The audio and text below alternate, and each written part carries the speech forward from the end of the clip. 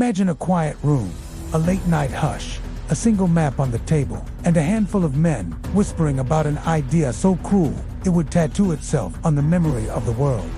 Picture not just a plan, but an obsession, the slow, deliberate turning of an idea into a machine. You're about to hear how Al-Qaeda planned the 9/11 attacks, the people, the notebooks, the false identities, the training, and the heartbreak that followed. Stay with me. The details are sharp, the human cost is enormous, and the truth is stranger than rumor. It didn't start as a Hollywood script or a sudden impulse. It grew from smaller plots, failed attempts, and lessons from the past. A blueprint existed in fragments, schemes to bomb aircraft, plots that were foiled, and experiments in terrorism that taught the networks what worked and what failed. That history of trial and error hardened into one terrifying strategy, using ordinary commercial airplanes as weapons. Men who could fly, and men who would kill themselves while flying, could weaponize modern air travel in a way the world had never seen.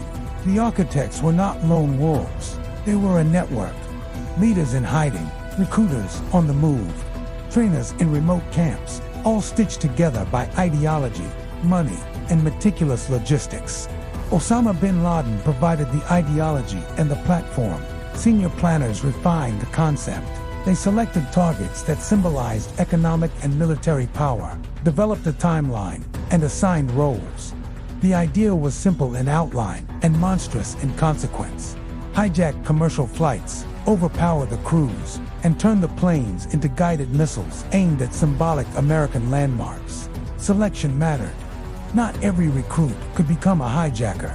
Planners looked for people who were quiet, who could blend in, who were physically able, and who could be conditioned to accept martyrdom.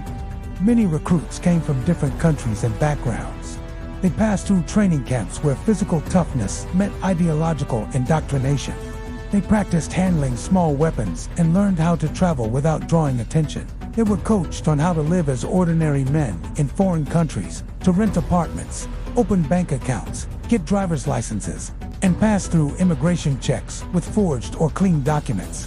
Documents and travel arrangements were the unsung arteries of the operation. Visas, passports, and flights had to be secured without triggering suspicion. Some documents were doctored, others were legally obtained through carefully constructed cover stories. The attackers enrolled in flight schools, not to become ace pilots, but to learn enough to control a plane on the route to its target. Others practiced inside attacks, rehearsal after rehearsal, until the actions became mechanical and precise. Communication and coordination were carved into rules of secrecy. Cells operated with need-to-know information. Planners in one city might know only their piece of the puzzle. That operational security reduced the chance of leaks, but it also left many participants isolated, committed to a fate they felt they would not survive. Money moved quietly to donations, transfers, and cash couriers kept the plan funded while avoiding official scrutiny. The finance network was as crucial as the flight training. Without it, travel and logistics would have ground to a halt. The human side of the story is harsh. These were sons and brothers who left families and familiar lives. Some who trained for the mission showed no outward sign of the violence to come. Others were transformed by long exposure to extremist rhetoric. Behind the logistics were countless small acts: a rented car here, a phone card there, a ticket bought in cash, tiny details that add up into an irreversible day. The victims on that day were ordinary people, commuters, families, office workers, and passengers who never imagined their morning flight would become a catastrophe. On the morning of the attacks, the plan moved with a terrifying efficiency. Multiple flights were commandeered almost simultaneously. Ordinary objects, box cutters, and small knives became tools of control. The hijackers used the limited security of the time to their advantage, exploiting vulnerabilities in cockpit doors and airline procedures. Once in control, they executed the plan with grim resolve. 2 planes struck the twin towers of a major financial center. One hit the defense headquarters, and another crashed in a field after passengers fought back. The lives lost numbered in the thousands, and the images of smoke, falling ash, and anguished faces were burned into the world's consciousness. But understanding how the attacks were planned is not merely an exercise in mechanics. It's an attempt to understand motives and consequences. The planners framed their mission as a response to perceived grievances. They cloaked political objectives in religious rhetoric and recruited those who felt disenfranchised or angry. Yet, ideology alone does not build an operation. It is the combination of belief, organization, money, and practical know-how that turns intention into catastrophe. After the attacks came an avalanche of questions, investigations, and revelations. Intelligence reports pieced together travel patterns, wire transfers, and connections between cells. The public learned how a series of missteps and missed warnings in airports, in bureaucracies, in foreign embassies had allowed the network to proceed. But no single failure explained everything.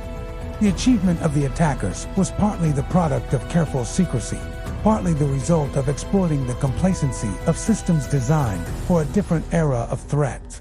There is another layer that frequently gets overlooked: courage and resistance. On the hijacked plane that crashed in a Pennsylvania field, passengers learned of the other attacks and decided to act. Their revolt prevented yet another strike on a national symbol, and their sacrifice is a stark reminder that in the darkest moments, people still choose to protect others. First responders at Ground Zero, at the Pentagon, and in surrounding neighborhoods rushed toward danger to save strangers. Their bravery remains the human heart of the response. The global consequences were immediate and profound. Military campaigns, security overhauls, and a reshaping of international policy followed. Air travel changed forever. New procedures, hardened cockpit doors, and surveillance measures became standard. Governments reoriented priorities and engaged in wars that would last years. The ripple effects touched millions: refugees, soldiers, families of victims, and communities around the world felt the disruptions of a conflict that began in a single, catastrophic morning. Yet, even amid geopolitics and strategy, the human stories continued to matter. Survivors recount the texture of that day, the suddenness, the ringing alarms, the impossible choice between staying or running, the weight of loss that never leaves. Families of the deceased live with unanswered questions, and anniversaries that reopen wounds. Commemorations attempt to transform grief into memory, but the emptiness remains irreducible. In tracing the planning of 9/11s, one thing becomes clear: terrorism adapts. It learns from past plots, evolves its methods, and seeks vulnerabilities where societies are least prepared. That truth forced a global conversation about how to balance security with freedom, how to protect citizens without eroding the liberties that define open societies, and how to prevent radicalization without fueling it further through indiscriminate responses. If there is a lesson in these painful pages, it is dual. First, that vigilance and transparent intelligence sharing matter. Second, that military responses must be calibrated with an awareness of long-term consequences. Military action can remove perpetrators and disrupt networks, but it can also entangle nations in prolonged conflicts that breed new grievances. The road from planning rooms to battlefields is long and treacherous, and history shows that the aftermath of violence often sows the seeds of future unrest. This story also forces an uncomfortable question: how do we remember and learn without becoming the mirror of what we fight? The desire for vengeance is human, but policy should be guided by clear-eyed strategy and moral restraint. Preventing future attacks requires more than force. It requires addressing the conditions that allow extremist ideas to take root: lack of opportunity, political exclusion, and narratives of humiliation or injustice that resonate with vulnerable people. Today, decades after that morning, security, law enforcement, and communities continue to adapt. Technologies that once seemed futuristic are now tools for detection and prevention. At the same time, civil liberties, debates about surveillance, privacy, and profiling remain urgent because the balance struck will define the kind of societies we build. Protecting lives and protecting freedom must go hand in hand. If they drift apart, we risk losing both. As this narrative closes, it is worth returning to the people at the center, not the planners, but the millions affected by their choice. the families who still search for closure, the first responders whose health and spirits were scarred, the communities that rebuild and remember. These are the true measure of the event as human cost. History records, strategies, and timelines. But memory holds faces, names, and the ordinary days that were never the same again. For anyone making a video or telling their story, remember this. Facts are necessary, but feeling makes them stay with people. Use precise details to build credibility, but let the human stories provide the emotional anchor. Invite your viewers to ask questions, to read further, and to share the stories of those who were lost or who rose to help. A call to action, to learn, to empathize, and to work for prevention is more powerful than a call to anger. If you want viewers to click and watch, begin with mystery and end with meaning. Start with a line that hooks, weave in details that sustain curiosity, and close with a reflection that lingers. And when you sign off, leave them with this sober, historical echo.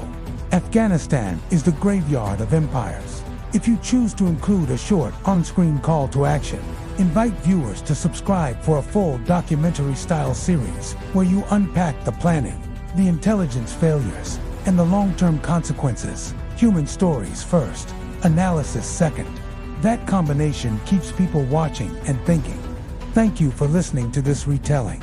If you share this responsibly, honoring the victims and focusing on truth rather than sensationalism, you help ensure that memory serves as a guardrail against future harm.